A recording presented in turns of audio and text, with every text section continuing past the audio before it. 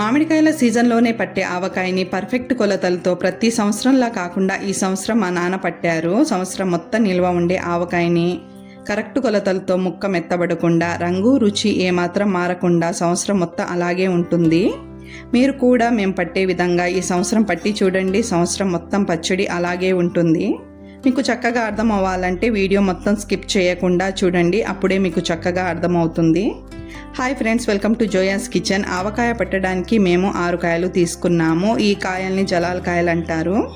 పచ్చడికి జలాల్ కాయలు అయితే బాగుంటాయి. దీన్ని వాటర్తో కడిగి కాటన్ క్లాత్తో తుడిచి ప్యాన్ కింద 10 నిమిషాలు ఆరబెట్టుకోండి, తడి లేకుండా.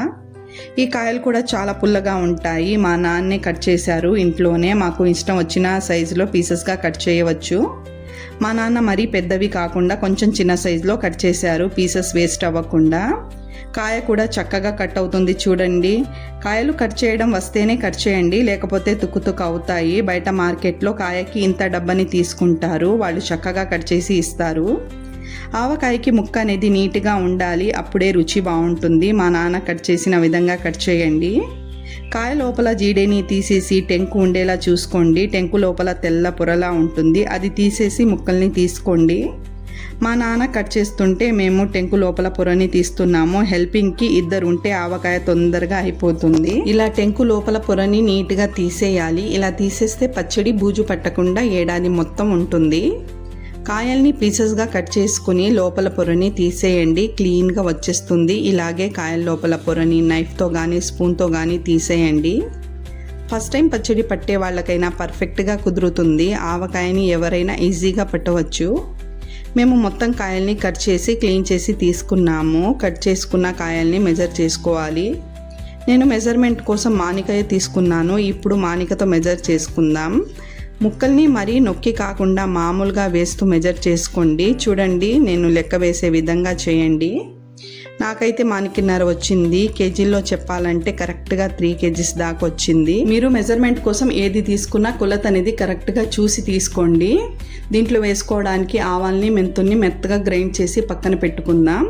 మానికకి చెంబు ఉప్పు అయితే కరెక్ట్గా సరిపోతుంది. మాకు మానికిన్నర వచ్చింది కదా, అందుకని చెంబున్నర ఉప్పు తీసుకుంటే సరిపోతుంది.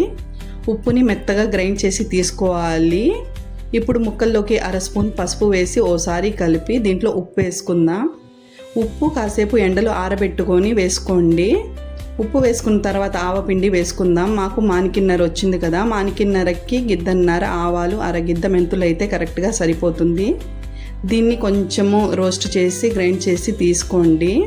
ఇది మొత్తం వేసి కలుపుకున్న తర్వాత 20-25 దాకా వెల్లుల్లిని వేసుకోండి, తొక్కు ఒలిచి. నెక్స్ట్ కారం వేసుకుందాం. మానికిన్నరకి పావు తక్కువ 2 చెంబులు అయితే కారం కరెక్ట్గా సరిపోతుంది. కారం వేసుకున్న తర్వాత దీన్ని మొత్తం ముక్కలకి కలిసేటట్టుగా కలుపుకోవాలి. ఈ కారాన్ని మా అమ్మ ఇంట్లోనే పచ్చళ్ళకని చెప్పేసి పట్టించింది. ఇప్పుడు దీంట్లో ఆయిల్ వేసుకుందాం. ఆవకాయలోకి వేరుశనగ నూనె అయితే బాగుంటుంది. ముందు 1/2 లీటర్ నూనె వేసుకుందాం. ముక్కలు మొత్తం తడిసేటట్టుగా వేసుకుంటే ముందు సరిపోతుంది. మూత పెట్టి కదపకుండా 1 రోజు తర్వాత చూద్దాం.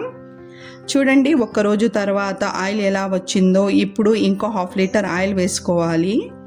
నూనె ముందే ఎక్కువ వేసుకోకుండా చూసి 2 సార్లు వేసుకోవచ్చు.